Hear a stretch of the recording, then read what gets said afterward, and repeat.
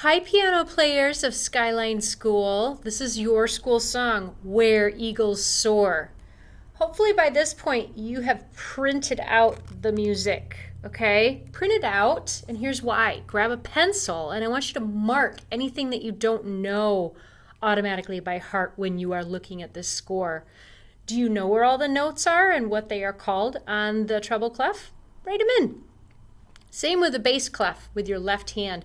If you're not sure what the notes do for the rhythm, write in those toes and those twos.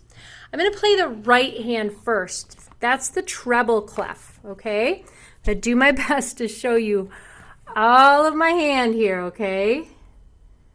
Here we go. 1, 2, ready, go. Ti-ti-ta, toe, ti-ti-ta, toe. Ti-ti-ta, toe, ti-ti-ta, toe, ti-ti-ta, toe, ti-ti-ta, toe, ti-ti-ta, toe, ti-ti-ta, toe, oh, toe, toe, toe, ta, ta, choo, toe, ta, ta, choo.